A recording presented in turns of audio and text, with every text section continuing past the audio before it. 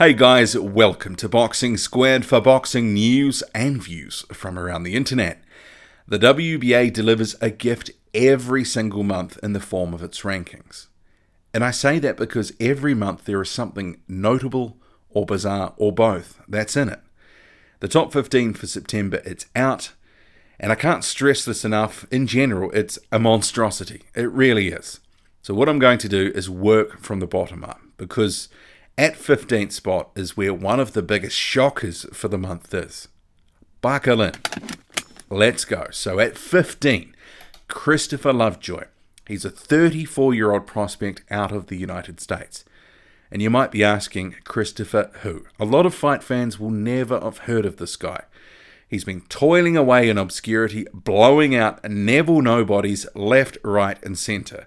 So far racking up 12 wins, all by first round knockout.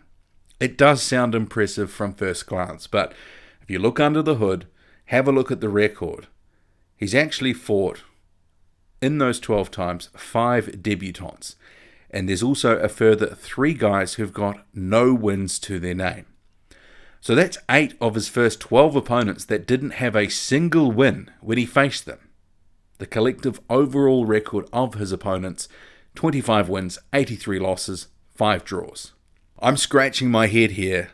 I'm scratching it very hard at his inclusion in the rankings. So hard, in fact, I'm almost burrowing through the skin. It's mind-boggling stuff. I mean, seriously, what is the justification for Lovejoy's inclusion in the top 15? If you can explain it, I'm happy to hear what you have to say. But the template, it's now there for others to follow. Just blow out some debutantes, blow out some extremely low-level journeymen who've either got no wins or limited wins in 4 or 6 rounders, and you'll get ranked by the WBA. The template, it is there. Number 14, Joyce. So this is a notable first-time inclusion into the rankings. Joyce, he's currently 5-0. He's picked up the Commonwealth title back in May. His most recent fight was in June, where he fought Ivica Bakurin. And that was most notable for the fact that Bakurin went down after sort of taking a glancing blow to the top of the head. It actually looked more like Joyce ruffled his hair. But that's by the by. This is obviously good news for Joyce being included in the September rankings. It gives him and his team something to build from, and there's a few guys ahead of him he could well target and well destroy, I might add. You'll hear some of those names soon. Joyce is looking to be back in the ring soon, saying on social media that his first fight since signing with Al Heyman and Abel Sanchez, it will be announced soon. But I do wonder, why was there this lag here with Joyce from the WBA? He hasn't fought since June. Now it's September. But then I think about the guy that's ranked after him at 15 and go, well, it's the WBA.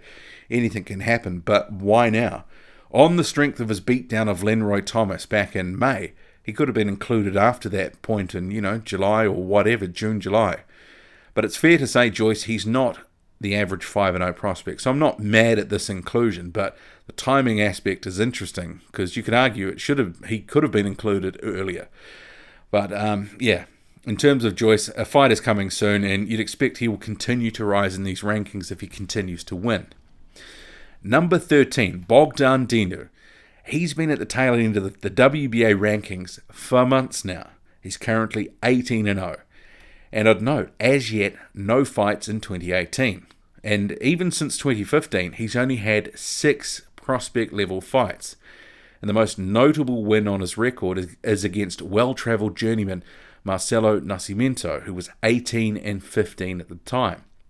And for a prospect, he hasn't really been that active, and he hasn't fought in 2018. So the fact that he's ranked at number 13, that's some good going. Explain that one.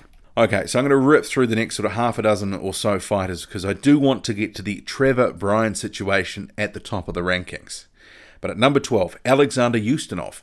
The 41-year-old, he's another guy who hasn't fought in 2018. The last time he entered the ring was November 2017, and he lost that one to Manuel Charr. And I gotta say, he looked dreadful in that fight. But somehow, after being dropped down the rankings, he's managed to stay in them, for whatever reason. Number 11, we've got Christian Hammer, and here's the three-peat. It's the third guy in a row that hasn't fought in 2018. That is at the time that the video was published. He does actually have a fight scheduled for later in September against the journeyman. Hammer, he last fought Alexander Povetkin in a losing effort December 2017. And Hammer, he is a legitimate contender, albeit an inactive one. Next, we've got BJ Flores, who is at 10. He's actually fallen 5 places since the last rankings came out. He fought Trevor Bryan for the interim WBA world title just a few weeks back, and he was dropped multiple times in that fight and ultimately stopped. I think many of us would probably ask, 1, how did Flores even manage to climb so high in the WBA rankings after a couple of journeyman level fights at heavyweight? Remember, he was a cruiserweight. Let alone, how did he fight for a version of a heavyweight world title? I mean, it really beggars belief. And at 9, like BJ Flores, is another cruiserweight who's masquerading at heavyweight. It's 46-year-old, yes, 46-year-old Guillermo Jones, who was seemingly in the rankings on the strength of winning a minor WBA title against the journeyman. His inclusion, it is strange. Number 8 through number 4, I don't actually have an issue with these guys here. They are all legitimate contenders of varying quality. They've all been through fights with other contenders or fringe contenders and won. So at number 8, you've got Bryant Jennings. He recently beat Alexander Dimitrenko. Number 7, Otto Wallin, who beat Adrian Granat in April. Number 6, Derek Chisora, who beat Carlos Takam in July.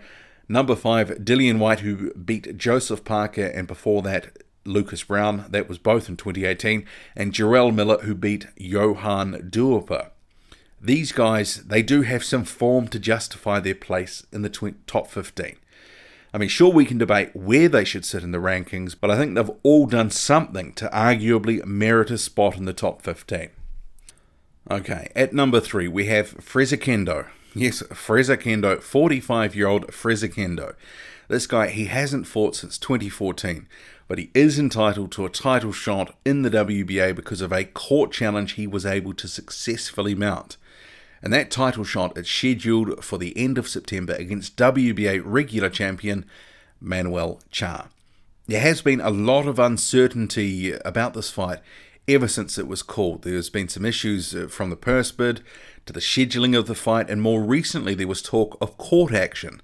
But that apparently didn't happen in terms of the court action, but I'll touch on that later because it had some bearing over why Trevor Bryan was in contention for a world title with BJ Flores. But most of the Charr and Oquendo stuff has largely slipped under the radar for most fans. But what is clear, it's been a long time coming. It was first ordered, or negotiations were first ordered to begin in November 2017. I would note, just 3 weeks out from Fight Night, because it's at the end of the month, September 29th in Cologne, Germany, the main event is the only fight on the card.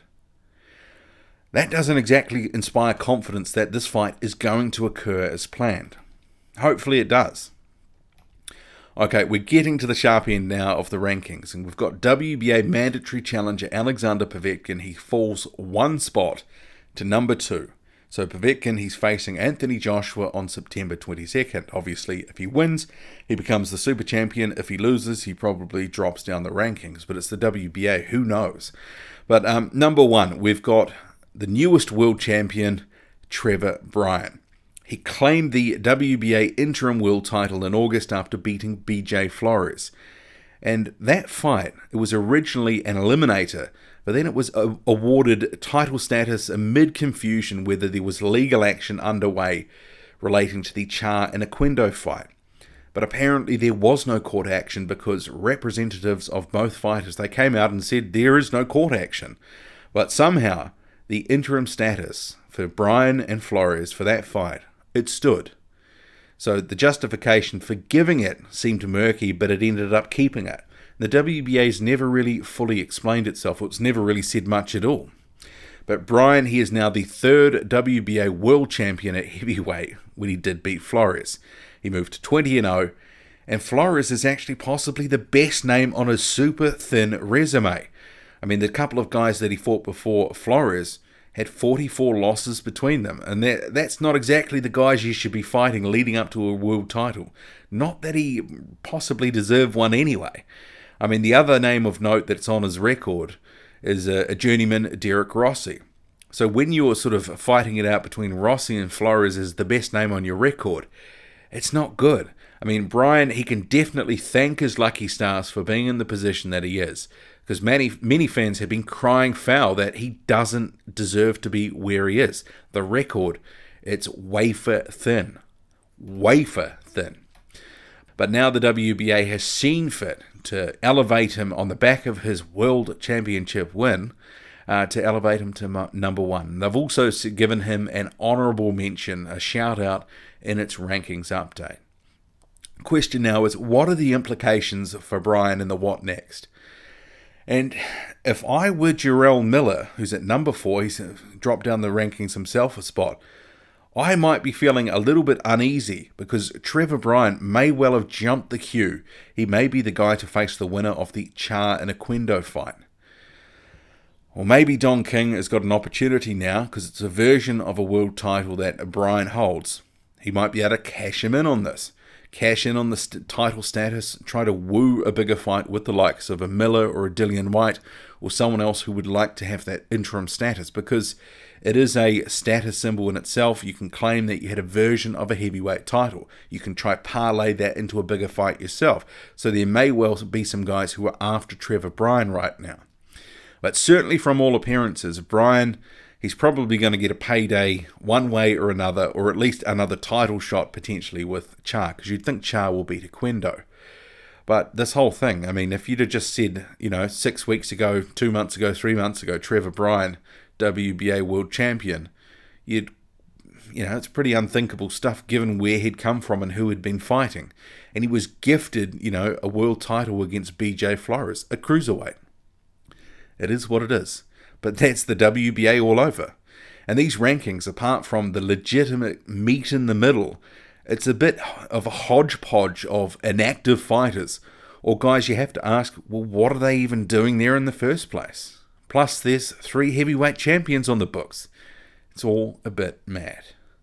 But entertaining nonetheless. It certainly gives me something to talk about. What do you make of it all? Drop a comment loud and often. Hit like, hit subscribe, follow me on Twitter. Boxing_squared. I'm out.